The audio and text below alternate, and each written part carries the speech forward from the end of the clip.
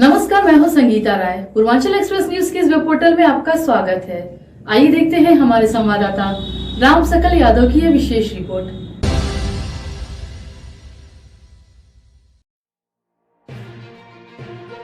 Azamgarh airport को लेकर चल रहा धरना प्रदर्शन में किसान नेताओं के साथ पर्यावरणविद भाग ले रहे हैं। एयरपोर्ट विस्तारीकरण के विरोध में खिरिया की बाग में चल रहे धरने में पर्यावरणविद सौम्य दत्त भी पहुंचे। उन्होंने कहा कि सरकार पेड़ लगाने की बात करती है, लेकिन हवाई जहाज चलाकर प्रदूषण भी कर रही है। इसकी कीमत जनता को चुकानी पड़ती है। हवाई जहाज से यात्रा करने में तेज रफ्तार से गाड़ी की तुलना में 6 से 8 गुना अधिक कार्बन उत्सर्जन होता है। उन्होंने कहा कि मेक इन इंडिया की कल्पना के विपरीत हवाई जहाज अमेरिका या यूरोप से बनकर आएंगे, जबकि वंदे भारत जैसी तेज रफ्तार वाली रेलगाड़ी हमारे यहाँ बनती है।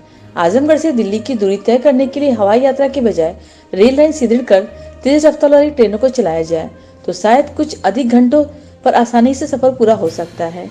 वहीं अन्य वक्ताओं ने कहा कि सरकार किसानों की जमीन जबरन नहीं ले सकती है। किसानों को 3 महीने तक आंदोलन किया और आंदोलन इसी तरह जारी रहा तो सरकार को अपने कदम पीछे खींचने पर मजबूर होना पड़ेगा। ज़मीनें तो नहीं देनी पड़ेगी, क्योंकि 3 महीने से जो आंदोलन चल रहा है और बहुत सारे दबाव के बावजूद भी महिलाएं लगी हुई हैं, तो मुझे नहीं लगता है कि महिलाएं कमज़ोर पड़ने वाली हैं। दूसरा ये है कि ऐसे बहुत सारे पक्ष हैं जिसमें प्रशासन कमज़ोर पड़ सकती है। एक छोटे से एयरपोर्ट को बनाने के लिए जितनी ज़मीनें वो ले रहे हैं, उन्होंने इसका कारण नहीं बताया अभी तक, इतनी बड़ी ज़मीन उनको क्यों चाहिए।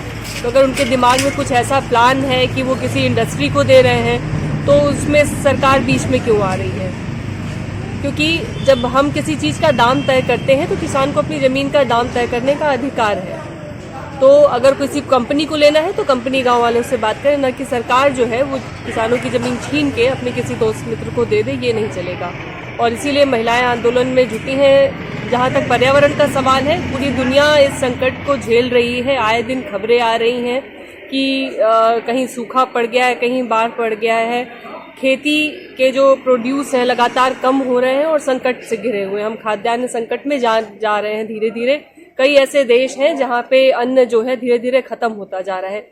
ऐसे समय में बजाय इसके कि हम जो मौजूदा ज़मीनें हैं उसमें और बेहतर तकनीकी लगा के खेती कैसे कर सकते हैं, हम उन जमीनों को भी अगर इंडस्ट्री को देते जाएंगे तो हम खाएंगे क्या हम कंक्रीट खा सकते हैं, सीमेंट खा सकते हैं, या क्या खाएंगे हम? तो जिस चीज़ को बचाने की ज़रूरत है सरकार उसके पीछे पड़ी है। तो मुझे लगता है शहर की आबादी को भी अब आना चाहिए जुड़ने के लिए कि ये अन्न का संकट जो है ये उनका भी संकट है, और किसानों पे हो रहे ये हमले जो हैं वो शहर के लोगों को भी मंजूर नहीं है, शिक्षकों को मंजूर नहीं है, यूनिवर्सिटी को मंजूर नहीं है, आम लोगों को मंजूर नहीं है, और लोग इसमें धीरे धीरे जुड़ रहे हैं। आंदोलन को समर्थन तो सबको करना चाहिए, क्योंकि ये सिर्फ जमीन का आंदोलन नहीं है। जो आज की स्थिति है, पूरी दुनिया जो जलवायु संकट और जो स्पीसीज एक्सटिंक्शन मतलब प्रजाति का विलुप्तीकरण का संकट, ये दोनों जो झेल रहा है, ये दोनों को बचाने के लिए ये आंदोलन एक हिस्सा है।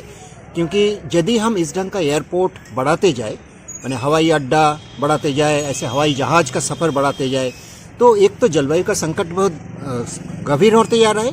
दूसरा, इस पूरी एरिया में जितनी प्रजाति है, देखिए आज तक विज्ञान नहीं जानते हैं किसी एक जगह में कितनी प्रजाति है, कितनी संख्या में है।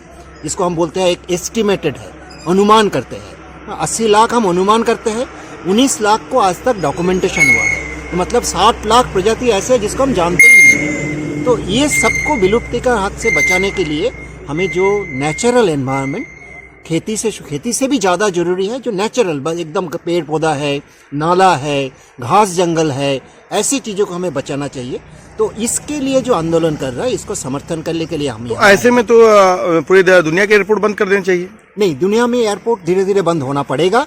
उसका कारण भी है, क्योंकि दुनिया में जिस ढंग से प्रदूषण, एमिशंस जिसको बोलते हैं, ग्रीन हाउस गैसेस के साथ एयर पॉल्यूशन का, वायु प्रदूषण का भी, इसमें धीरे धीरे एक्चुअली आपने सही बोला कि एक टाइम आइदर हमें फ्लाइट्स को बंद करना पड़ेगा, इसको यदि कोई एकदम सही अल्टरनेटिव मिले जो सही किस्म का फ्यूल हो, जिससे इस रंग का प्रदूषण नहीं बनेगा, तब हम कर सकते हैं। सरकार के विकास के मापदंड में एयरपोर्ट माना जाता है।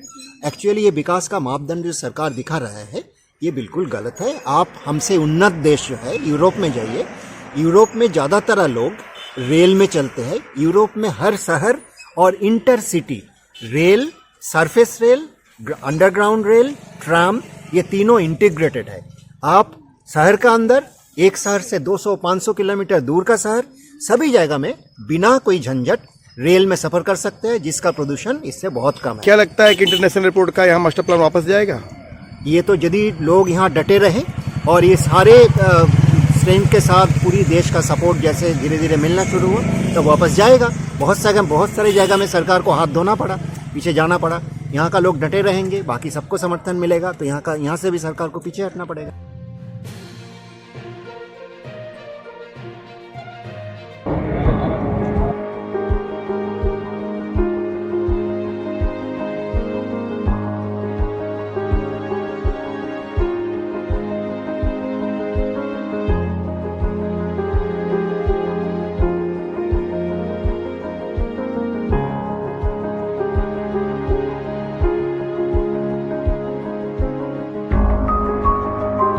अगर आपको हमारी खबर पसंद आई हो तो हमारे चैनल को लाइक, सब्सक्राइब और शेयर जरूर करिए।